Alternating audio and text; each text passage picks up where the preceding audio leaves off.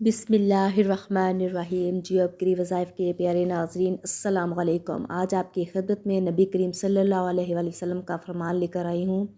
नबी करीम सल्लल्लाहु अलैहि वसल्लम ने फरमाया है, रात को बिस्तर पर लेटते हुए ये 5 काम लाजमी कर लें अगर कामयाब ज़िंदगी गुजारना चाहते हो।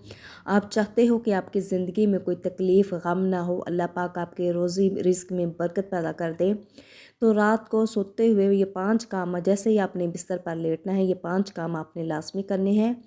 नंबर 1 पे है 4 दफ़ा आपने सूरह फातिहा पढ़नी है। नंबर 2 पे आपने 3 मरतबा सूरह इखलास पढ़नी है। नंबर 3 पे है 10 मरतबा आपने दुरूद पाक पढ़ना है। नंबर 4 पे है 10 दफ़ा आपने अस्तगफिरुल्लाह पढ़ना है। और इसके साथ साथ 41 दफ़ा आपने अल्लाह ताला का प्यारा नाम या अज़ीज़ पढ़ना है। इसके बाद आपने अल्लाह ताला से दुआ करनी है।